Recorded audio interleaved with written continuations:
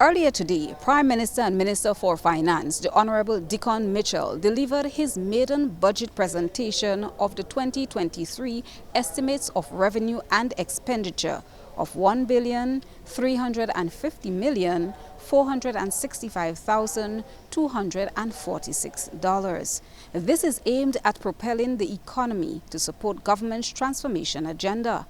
Following the Prime Minister's delivery, GBN engaged a few persons outside of the Parliament building, and that included opposition leader and former Prime Minister Dr. Keith Mitchell.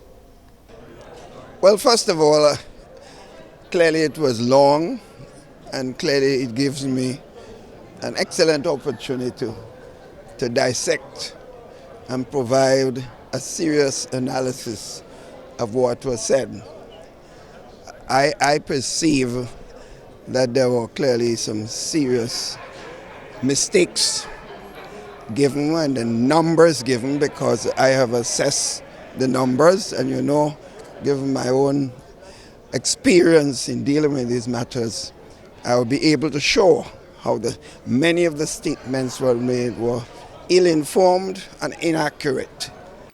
Dr. Mitchell labeled today's budget presentation as a serious attack on the poor class of people. He has promised to use the numbers provided by the government to demonstrate this.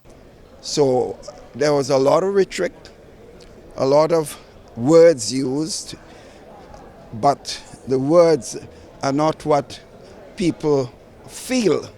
It's what people feel, what's happening on the ground outside there, how the average man is feeling, how the vendors in the market is feeling, the road workers who appear to have been marginalized by the statements made by the government. How do they feel of going into Christmas with a couple of fortnights when they were getting many fortnights before and were empowered a lot more in many respects?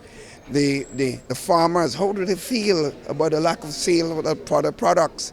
How do the busmen feel for the lack of income activities in the country? Well, that's what counts. The rhetoric and statements are one thing, and but that's what I will be doing on Thursday. I guarantee you, the nation will get a very good feel as to what this means for the future of this country going forward under this NDC government. The opposition leader feels that the new administration has not articulated its fiscal plans in clear terms. There's the statements, that's what I'm telling you. When we dissect the numbers, that's where my strength is. When the Prime Minister's experience is not in numbers. I don't know what he was given and who gave him, but I would show that his numbers are not accurate in many areas. That's what I would show. When you look, one thing people have to understand, the government has a document that says this is the approved estimates. And then at the end of the year, you give what the actual estimates are. So if you proceed to look at the approved, and just give the numbers for the approved into your budget, in effect what you're doing is giving less than what was actually spent in the 2022. And he did not try to differentiate this, and this is one of the areas we will spend some time on.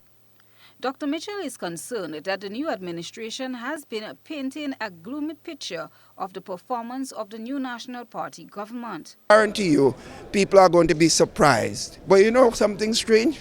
I didn't hear anything about the $290,000 cabinet conclusion, and 150 goes in the Treasury.